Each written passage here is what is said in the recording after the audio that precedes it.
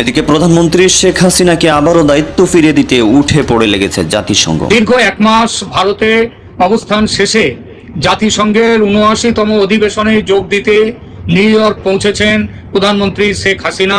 তাকে বরণ করতে যুক্তরাষ্ট্রের আওয়ামী লীগের বিশাল আনন্দ মিছিল। কিন্তু এবার হাসিনার নিউ ইয়র্কে যাওয়ার ব্যাপারে কেউ কোনো চিন্তাই করেনি। এমন সম্ভাবনা যে হতে পারে ভাবনাতেই কারো আসে। আমি এখনই বিদায় নেব।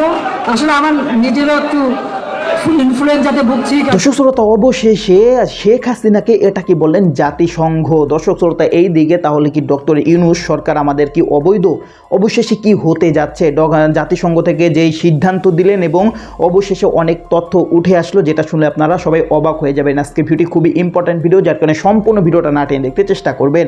তো কথা না বাড়িয়ে চলুন আমরা ভিডিও মূল আলোচনায় চলে যাই। ভিডিও মূল আলোচনায় চলে যাওয়ার আগে আপনার কাছে আমার ছোট করে একটু অনুরোধ, আপনি প্রত্যেক মুহূর্তের আপডেট পেতে চাইলে অবশ্যই চ্যানেলটি সাবস্ক্রাইব করে দেবেন এবং পাশে থাকা বেল আইকনটি ক্লিক করে দেবেন, তাহলে প্রত্যেক মুহূর্তের আপডেটগুলো সবার আগে পৌঁছাবে আপনার কাছে। দর্শক কথা না বাড়িয়ে চলুন আমরা আসলে ঘটনাটি তাহলে বিস্তারিত দেখে আসি। আমাদের গ্রাম বাংলায় একটা কথা আছে, অন্যের জন্য যখন আপনি ফাঁদ পাতবেন সেই ফাঁদটাতে আপনাকে নিজেকেই পড়তে হবে। কখনো কি শেখ হাসিনা ভেবেছিলেন যে তার জন্য তার হাতে তৈরি করা তার সেই ট্রাইব্যুনালই আজকের দিনে তার গলার কাটা হয়ে দাঁড়াবে?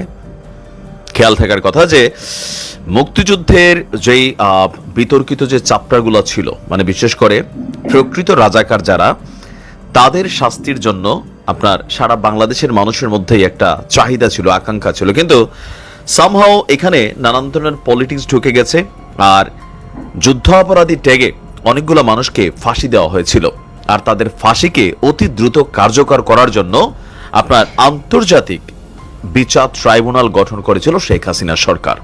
আর আজকে সেই আন্তর্জাতিক বিচার ট্রাইব্যুনালেই নিজের বিচারই খুব শীঘ্রই তিনি দেখতে যাচ্ছেন। বৈষম্য বিরোধী ছাত্র আন্দোলনের আমরা যদি দেখছি যে মানে এই মুহূর্তে যে পরিবর্তিত সরকার আসছে, সেখানে যিনি আপনার আন্তর্জাতিক অপরাধ ট্রাইব্যুনালের এই মুহূর্তে চিফ প্রসিকিউটর আছেন, ওনার নাম হচ্ছে আপনার অ্যাডভোকেট তাজুল ইসলাম। তিনি বলছেন যে আগামী 1 সপ্তাহের মধ্যেই আন্তর্জাতিক অপরাধ ট্রাইব্যুনাল পুনর্গঠিত হচ্ছে। এখন এই আন্তর্জাতিক অপরাধ ট্রাইব্যুনাল পুনর্গঠিত করাটার আসলে কারণ কি? কারণ হচ্ছে যে আপনার এখানে যে গণহত্যা হয়েছে এই বৈষম্য বিরোধী ছাত্র আন্দোলনকে কেন্দ্র করে, এই গণহত্যার ব্যাপারে যারা জড়িত, যারাই যেখান থেকে আটক মানে কানেক্টেড, প্রত্যেকের বিচার করা হবে। তাদের ফাঁসিও হতে পারে, যাবজ্জীবন কারাদণ্ড হতে পারে। আপনার এ ব্যাপারে আমাদের যিনি চিফ প্রসিকিউটর আছেন অ্যাডভোকেট তাজুল ইসলাম বলছেন, ছাত্র জনতার আন্দোলনকে ঘিরে জুলাই এবং আগস্টে সংগঠিত গণহত্যার এমন বিচার করা হবে যেন বিশ্বের কেউ প্রশ্ন তুলতে না পারে। চাঞ্চল্যকর হত্যাকাণ্ডের বিচার আগে করা হবে বলেও তিনি জানিয়েছেন। আপনার আন্তর্জাতিক অপরাধ ট্রাইব্যুনালের এক ব্রিফিংয়ে তিনি এই তথ্য দিয়ে বলছেন যে ঢাকার চাঞ্চল্যকর এবং নির্মম হত্যাকাণ্ডগুলোর বিচার আমরা আগে করব। অগ্রাধিকারে রয়েছে রংপুরের সাঈদ হত্যাকাণ্ডের বিচার। শুধু তাই নয়, বিচারটিকে এমনভাবে করা হবে যেন এই বিচার নিয়ে দেশে বিদেশে কোথাও থেকে কোনো ধরনের প্রশ্ন তোলার সুযোগ না থাকে। তিনি বলছেন যে বিপ্লব করতে গিয়ে অনেকেই শহীদ হয়েছেন, অনেকে নানা অঙ্গ হারিয়েছেন, তাই তাদের প্রতি জাতির একটি দায়বদ্ধতা আছে। বিচারটা দ্রুত করতে হলে তদন্ত সংস্থার কাছে, প্রসিকিউশনের কাছে তথ্যগুলো আসা খুবই জরুরি। আমাদের তদন্ত সংস্থাকে ওই অপরাধের তথ্য উপাত্ত বের করে আনতে হবে। গণবিপ্লবের যে একটা চরিত্র, তাতে সবাই চাইবেন দ্রুত সময়ে যেন বিচার করা হয়, পাশাপাশি এটাও চাইবেন বিচারটি যেন ত্রুটিপূর্ণ না হয়, কোনো ধরনের সমালোচনারও সুযোগ না থাকে। বিচার হওয়া সত্ত্বেও গোটা দুনিয়া থেকে কেউ যেন বলতে না পারে যে বিচারটা আগের মতোই, মানে যুদ্ধ অপরাধীদের যে বিচারটা হয়েছিল ওই আগের মতোই অবৈধ প্রক্রিয়ার মধ্য দিয়ে হয়েছে। সেই কারণে এখন সরকারের কাছে আমরা অনুরোধ করছি যেন ট্রাইব্যুনালটাকে দ্রুত পুনর্গঠন করা হয়। ট্রাইব্যুনালের পুনর্গঠনের কাজ শেষ হলে আপনার দ্রুতই আগাবে, যোগ করছেন চিফ প্রসিকিউটর। তো এখানে এই গণহত্যার আসামিগুলো কারা?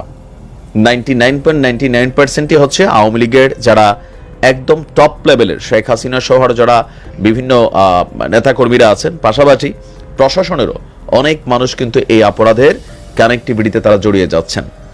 এখন যেহেতু বাংলাদেশের ইতিহাস বলছে আওয়ামী লীগ সরকার আমলে আপনার যুদ্ধ অপরাধী ট্যাগে অনেকের ফাঁসি হয়েছে, অনেকের যাবজ্জীবন কারাদণ্ড হয়েছিল আদালতের রায়ে, কিন্তু শাহবাগে গণজাগরণের মাধ্যমে সেটাকে ফাঁসিতে আবার রূপান্তরিত করা হয়েছে। সো বাংলাদেশে আবারও কি এমন কিছু ঘটবে? আমাদের এই ট্রাইব্যুনালের মাধ্যমে আসলে কি সম্ভব হবে যে ধরেন আওয়ামী লীগের যারা বড় বড় বাঘা ক্যারেক্টার আছেন বা যাদের সংশ্লিষ্টতা আমরা দেখছি এই ছাত্র জনতা অভ্যুত্থানে পেছন থেকে আপনার এরকম মানে মারাত্মক ভূমিকা রাখছেন, তাদের ফাঁসি দেওয়াটা? যেই নালে উৎপত্তি সেই নালেই কিন্তু আসলে বিনাশ হয়ে যায়।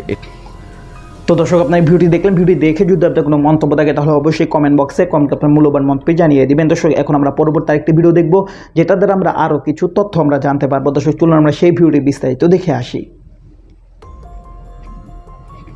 দীর্ঘ 1 মাস ভারতে অবস্থান শেষে জাতিসংঘের 79তম অধিবেশনে যোগ দিতে নিউ ইয়র্ক পৌঁছেছেন প্রধানমন্ত্রী শেখ হাসিনা। তাকে বরণ করতে যুক্তরাষ্ট্রের আওয়ামী লীগের বিশাল আনন্দ মিছিল। সত্যি বলতে কি, হাসিনার দেশত্যাগের খবরে যত অবাক হয়েছিলাম, এই খবরটিতে তার চেয়ে বেশি কম অবাক হয়নি। কেন বেশি অবাক হয়েছি সেটা বলি। প্রথমত, জুলাই মাসের শেষ 2-1 দিন এবং আগস্টের প্রথম থেকে বাংলাদেশে যেভাবে ঘটনা প্রবাহ চলছিল তাতে মনে হচ্ছিল অভাবনীয় কিছু ঘটতে পারে, সেজন্য একটা প্রস্তুতি ছিল মনে মনে। কিন্তু এবার হাসিনা নিউ ইয়র্কে যাওয়ার ব্যাপারে কেউ কোনো চিন্তাই করেনি। এমন সম্ভাবনা যা হতে পারে ভাবনাতেই কারো আসেনি। দ্বিতীয়ত, সরকারের প্রধান হিসেবে ডক্টর মোহাম্মদ ইউনূস নিউ ইয়র্কে কবে কোন মার্কিন সরকারের সচিবদের সঙ্গে কথা বলবেন সেসবও ঠিক হয়ে গেছে। এমনকি ভারতের প্রধানমন্ত্রীর সঙ্গে আলোচনা চেয়ে চিঠি পর্যন্ত এসে গেছে 10-12 দিন আগে। এমন পরিস্থিতিতে হাসিনা যাচ্ছেন নিউ ইয়র্ক জাতিসংঘের সাধারণ সভায় প্রধানমন্ত্রী হিসেবে ভাষণ দিতে। এমন খবরে মানুষ যদি বিস্মিত না হয়, আর কোন খবরে তাহলে বিস্মিত হবে মানুষ? তৃতীয়ত, শেখ হাসিনার ডিপ্লোম্যাটিক পাসপোর্ট বাতিল করেছে বাংলাদেশ, আমেরিকা বাতিল করেছে তার ভিসা। এ খবর অনেক আগেই পাওয়া গেছে। এই পরিস্থিতিতে নিউ ইয়র্ক তিনি যাবেনটা কিভাবে? যে বিমানবন্দর থেকে বিমানে উঠুন না কেন, কোন কাগজপত্র দেখিয়ে তিনি উঠবেন বিমানে? আবার যখন নিউ ইয়র্কে গিয়ে নামবেন তখন কোন কাগজপত্র দেখিয়ে তিনি সেখানে থেকে বেরিয়ে আসবেন? চতুর্থত, থাক, এইরকম ছোট বড় খটকার বহু জায়গা আছে, তবু অবিশ্বাস্য ঘটনাও তো ঘটে থাকে পৃথিবীতে। সুতরাং হতেও তো পারে এমন ঘটনা। পদত্যাগ যখন করেননি তিনি, তখন তো যেতেও পারেন জাতিপুঞ্জের সাধারণ সভায়। এমন ভাবনা যে আসছিল না একেবারে এমন নয়। সুতরাং একটু খোঁজ নিতেই হয়। ফোন লাগালাম মন্টুদাকে, পুরনো দিনের সাংবাদিক, অনেক বড় জায়গায় যাতায়াত আছে এখনো, বিশেষত দিল্লিতে। বললাম তাকে খবরটা, ছোট্ট করে খবরটা দিতেই তিনি বেশ বড় করে বললেন, ধুস, পাগল হলেন নাকি? আমি সিরিয়াস গলায় বললাম, সত্যি বলছি দাদা, নিউ ইয়র্ক বিমানবন্দর আওয়ামী লীগের লোকজনের ভিড়ে নাকি লোকারণ্য একেবারে। অন্তত তো দর্শক, আপনারা সম্পূর্ণ ভিডিও দেখলেন। সম্পূর্ণ ভিডিও দেখে যদি আপনার কোনো মন্তব্য থাকে তাহলে অবশ্যই কমেন্ট বক্সে আপনার মূল্যবান মন্তব্য জানিয়ে দিবেন। দর্শক, কথা বলতে বলতে আমরা ভিডিও শেষ পেয়ে চলে এসেছি। ভিডিওকে শেষ করে আপনার কাছে আবার অনুরোধ করছি, আপনাদের প্রত্যেক মুহূর্তের আপডেট পেতে চাইলে অবশ্যই চ্যানেলটি সাবস্ক্রাইব করে দেবেন এবং পাশে থাকা বেল আইকনটি ক্লিক করে দেবেন, তাহলে প্রত্যেক মুহূর্তের আপডেটগুলো সবার আগে পৌঁছাবে আপনার কাছে। দর্শক, বিশেষ করে ভালো থাকবেন, সুস্থ থাকবেন। আল্লাহ হাফেজ।